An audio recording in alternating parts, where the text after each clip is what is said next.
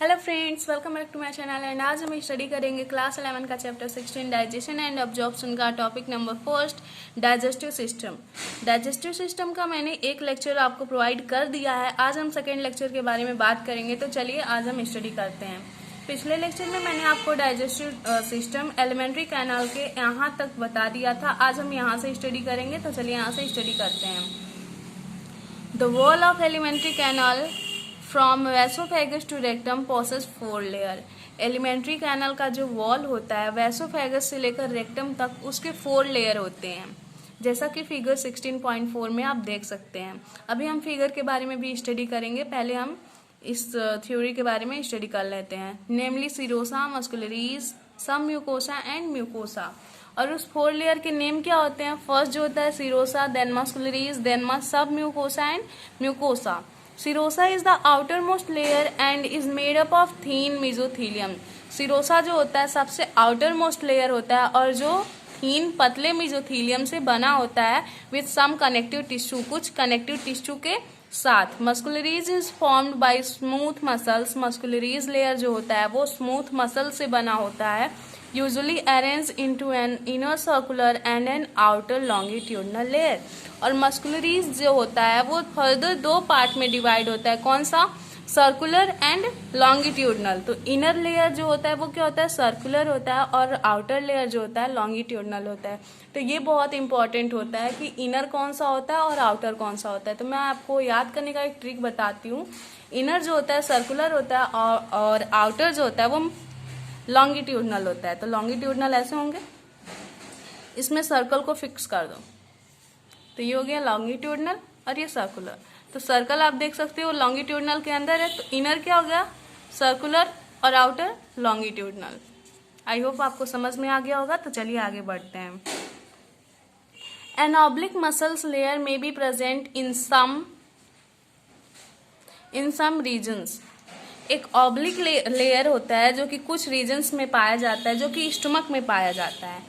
Oblique layer stomach में पाया जाता है और कहीं नहीं पाया जाता है, क्योंकि स्टमक जो होता है वो फूड को सबसे ज्यादा देर तक स्टोर करता है। इसकी वजह से स्टमक में एक और लेयर पाया जाता है। स्टमक में 5 लेयर पाए जाते हैं, बाकी सभी एलिमेंट्री कैनाल के वैसोफेगस से लेकर रेक्टम तक केवल 4 लेयर पाए जाते हैं। The submucosal layer is formed of a loose connective tissue.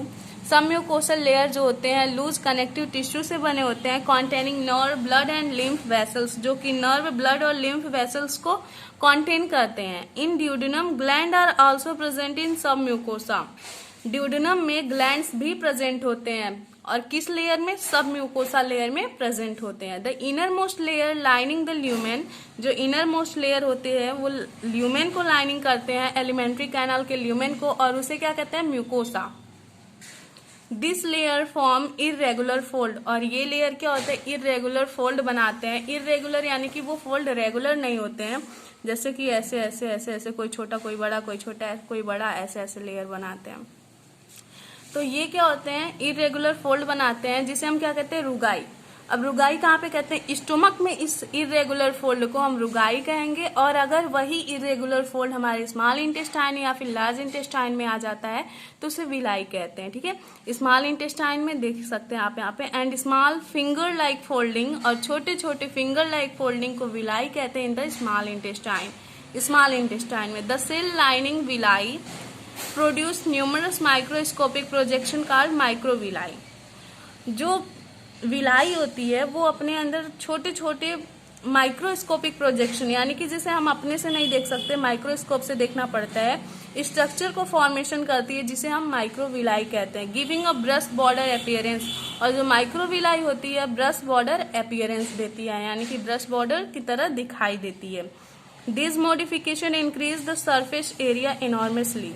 और ये मॉडिफिकेशन जो होता है वो सरफेस एरिया को इंक्रीज कर देता है। Villi are supplied with a network of capillaries and a large lymph vessels called the lacteal.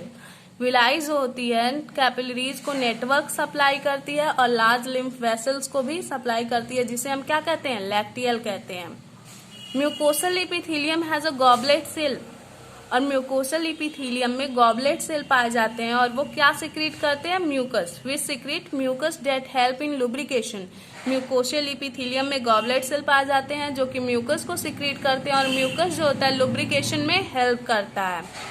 Mucosa also form gland in the stomach, और म्यूकोसा पार्ट जो होता है स्टमक में ग्लैंड का फॉर्मेशन करता है जिसे हम गैस्ट्रिक ग्लैंड कहते हैं।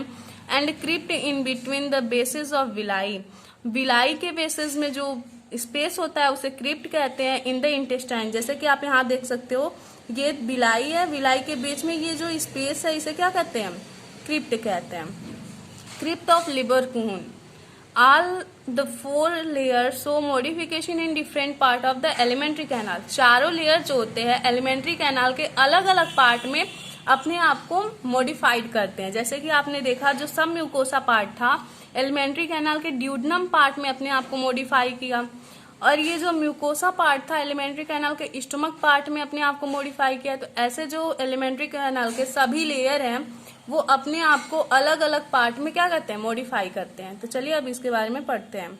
इसके बारे में पढ़ने से पहले मैं आपको ये फिगर समझा दूं, अच्छे से देख सकते हो आप। सबसे लास्ट वाला जो लेयर है वो क्या है, सिरोसा। देन उसके बाद लेयर जो है ये क्या है, मस्कुलरीज। मस्कुलरीज में 2 पार्ट है। सबसे इनर वाला जो है वो क्या है, सर्कुलर, आउटर वाला लॉन्गिट्यूडनल। ये हो गया सर्कुलर और ये लॉन्गिट्यूडनल, ठीक है। देन आफ्टर इसके बाद क्या हो गया, म्यूकोसा पार्ट आ गया। फिर इसके बाद म्यूकोसा, और ये बीच में जो बच रहा है ये क्या है, ल्यूमेन। और ये इनर सर्कुलर आउटर लॉन्गिट्यूडनल को मिला के कौन सा लेयर है, मस्कुलरीज लेयर है, ठीक है। अब हम डाइजेस्टिव ग्लैंड के बारे में स्टडी करेंगे। The digestive gland associated with the alimentary canal, digestive gland जो है एलिमेंट्री कैनल से एसोसिएटेड होता है। Include in salivary gland and the liver and the pancreas. और डाइजेस्टिव ग्लैंड में कौन कौन से ग्लैंड इंक्लूड होते हैं, सलेवरी ग्लैंड होता है, लीवर होता है और क्या होता है, पैनक्रियाज होता है। Saliva is mainly produced by 3 pairs. अब जो सलाइवा होता है वो मेनली 3 पेयर से प्रोड्यूस होता है। किसके, सलेवरी ग्लैंड के 3 पेयर पाए जाते हैं। द पैरोटिड, पहला पेयर जो होता है वो क्या होता है, पैरोटिड ग्लैंड। अगर पूछा जाए कि हमारे पास कितने सलेवरी ग्लैंड होते हैं तो 6 बोलोगे, और कितने पेयर ऑफ सलेवरी ग्लैंड होते हैं तो 3 होते हैं, ठीक है। द पैरोटिड यानी कि प्रत्येक पेयर जो पैरोटिड ग्लैंड है वो 2 पाया जाता है। तो पैरोटिड ग्लैंड जो है चिक के पास पाया जाता है, हमारे गाल के पास। और जो सब मैक्सिलरी एंड सब मैंडिबुलर ग्लैंड है वो लोअर जॉ में पाया जाता है, हमारे निचले जबड़े पे। And the sub lingual gland जो होता है बिलो द टंग। इसमें लिंगुअल जो है उसको टंग से रिप्रेजेंट किया जाता है, इसलिए ये टंग के नीचे पाया जाता है। और सबसे ज्यादा सलाइवा का जो सिक्रीशन होता है सब मैक्सिलरी ग्लैंड करता है जो कि 80% होता है, parotid 15% and sublingual gland जो होता है वो 5% का सिक्रीशन करता है। This gland situated just outside the buccal cavity. और ये सारे ग्लैंड जो होते हैं बक्कल कैविटी के जस्ट आउटसाइड प्रेजेंट होते हैं। Secrete salivary juice into the buccal cavity, और वो सलेवरी जूस बक्कल कैविटी में क्या करते हैं, सिक्रीट करते हैं। Liver is the largest gland of the body. Liver जो होता है बॉडी का सबसे लार्जेस्ट ग्लैंड होता है, वेटिंग अबाउट 1.2 to 1.5 kg, जिसका वेट क्या होता है 1.2 से लेकर 1.5 kg की इसमें एडल्ट ह्यूमन में। It is situated in the abdominal cavity, ये एब्डोमिनल कैविटी में सिचुएटेड होता है। Just below the diaphragm, diaphragm के जस्ट नीचे। And has a 2 lobes, and liver के पास 2 लोब्स पाए जाते हैं। The hepatic lobule are the structural and functional unit of liver.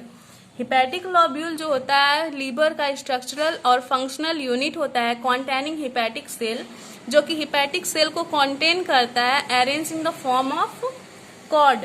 और हिपैटिक सेल्स जो होते हैं कॉर्ड के फॉर्म में अरेंज होते हैं। Each lobule is covered by a thin. और जैसा कि लीवर में कितने लॉब्यूल पाए जाते हैं, कितने लोब्स पाए जाते हैं, 2। और जो दोनों लोब्स होते हैं, प्रत्येक लोब्स जो होते हैं पतले कनेक्टिव टिश्यू से कवर्ड होते हैं, जिसे हम क्या कहते हैं, Glisson's capsule. The bile secreted by hepatic cells, bile जो होते हैं हिपैटिक सेल्स से सिक्रीट होते हैं, passes through the hepatic duct, hepatic duct से पास होते हुए, and is stored and concentrated in a thin muscular sac called the gall bladder. जो बाइल जूस होते हैं वो हिपैटिक सेल से सिक्रीट होते हैं, हिपैटिक डक्ट से पास होते हुए गॉल ब्लैडर में स्टोर हो जाते हैं, ठीक है। The duct of gall bladder, gall bladder का जो डक्ट होता है जिसे हम सिस्टिक डक्ट कहते हैं, along with the hepatic duct from the liver form the common bile duct। गाल ब्लेडर का डक्ट, सिस्टिक डक्ट और हेपेटिक डक्ट जब एक साथ मिलते हैं तो वो किसका फॉर्मेशन करते हैं? कॉमन बाइल डक्ट का फॉर्मेशन करते हैं, जो कि आप फिगर 16.6 में देख सकते हो। तो चलिए पहले आज हम फिगर के बारे में स्टडी करेंगे, उसके बाद फिर इसके आगे स्टडी करेंगे। तो लीवर के कुछ इंपॉर्टेंस है, जैसे कि हेपेरिन का फॉर्मेशन करता है लीवर, अमोनिया को यूरिया में चेंज करता है, डिटॉक्सिकेशन करता है। ठीक है, तो चलिए देखते हैं। ये है हमारा गाल ब्लेडर, ये हमारा गाल ब्लेडर है। यहाँ से कौन सा डक्ट निकलेगा? Duct from gall bladder, cystic duct. और ये हमारा लीवर यहाँ पे है, लीवर से ये आ रहे हैं जो, इससे हमारा क्या आएगा? इससे हमारा हिपैटिक डक्ट आएगा। तो जब ये दोनों यहाँ पे मिलेंगे तो यहाँ पे कौन सा फॉर्मेशन करेंगे? कॉमन हिपैटिक डक्ट या फिर कॉमन बाइल डक्ट का फॉर्मेशन करेंगे। देखिए यहाँ से ये आएगा और यहाँ से ये आएगा, यहाँ एक दोनों क्या मिल जाएंगे? एक साथ मिल जाएंगे। तो यहाँ पे क्या करेंगे? कॉमन बाइल डक्ट का फॉर्मेशन। देन ये हमारा पैनक्रियाज है, पैनक्रियाज जो होता है पैनक्रिएटिक डक्ट का फॉर्मेशन करता है। तो यहाँ पे जब ये आएगा और ये आएगा तो दोनों क्या करेंगे? ड्यूडनम में मिलेंगे। तो ड्यूडनम में भी एक अलग तरह के डक्ट का फॉर्मेशन होता है जिसे हम क्या कहते हैं? Hepato pancreatic duct. ठीक है, आई होप आपको समझ में आ गया होगा। तो चलिए आगे बढ़ते हैं। The bile duct and the pancreatic duct open together into the duodenum. Bile duct और पैनक्रिएटिक डक्ट, बाइल डक्ट कौन सा? जो यहाँ पे है कॉमन बाइल डक्ट, वो और पैनक्रिएटिक डक्ट दोनों एक साथ ड्यूडनम में ओपन होते हैं as the common hepato pancreatic duct. और फॉर्मेशन किसका करते हैं? Common hepato pancreatic duct. यानी कि जब पैनक्रिएटिक डक्ट और बाइल डक्ट एक साथ मिलते हैं तो हिपैटो पैनक्रिएटिक डक्ट का फॉर्मेशन करते हैं, which is guarded by sphincter called the sphincter of Oddi. जो कि एक इंस्पेक्टर से गार्डेड होते हैं और इस इंस्पेक्टर को हम क्या कहते हैं? Inspector of RDI. The pancreas is compound. Pancreas एक ऐसा ग्लैंड है जो कि जिसमें दो पाए जाते हैं, दोनों पाए जाते हैं। कंपाउंड होता है वो, एक्सोक्राइन ग्लैंड और इंडोक्राइन ग्लैंड दोनों पाए जाते हैं। Elongated organ situated between the limb of U shaped duodenum, जो कि यू शेप्ड ड्यूडनम के बीच में प्रेजेंट होता है। जैसे कि आप देख सकते हो ड्यूडनम जो कि स्मॉल इंटेस्टाइन का पार्ट है, ये यू शेप का है, इसके बीच में ये पैनक्रियाज प्रेजेंट है। ठीक है, द एक्सोक्राइन पोर्शन, अब इसके अंदर दोनों ग्लैंड पाए जाते हैं, एक्सोक्राइन और इंडोक्राइन। तो जो एक्सोक्राइन पोर्शन होता है वो क्या सिक्रीट करता है? Alkaline pancreatic juice containing enzymes. Alkaline pancreatic juice का सिक्रीशन करता है, एंजाइम को कॉन्टेन करता है। एंड द इंडोक्राइन पोर्शन, और जो इसका इंडोक्राइन पोर्शन होता है सिक्रीट हार्मोन, वो हार्मोन को सिक्रीट करता है, इंसुलिन को सिक्रीट करता है एंड ग्लूकागॉन को सिक्रीट करता है। आज हम यहीं तक स्टडी करेंगे और अगर आपको आगे पढ़ना है तो कमेंट बॉक्स में कमेंट करें, मैं आपको आगे का वीडियो प्रोवाइड कर दूंगी। आगे हम डाइजेशन ऑफ फूड के बारे में स्टडी करेंगे जो कि एक ब्रॉड पोर्शन है। तो आई होप आपको यहाँ तक समझ में आएगा। अगर आपको ये वीडियो अच्छा लगा हो तो प्लीज़ हमारे चैनल को लाइक करें, शेयर करें एंड सब्सक्राइब करें। Thank you for watching this video.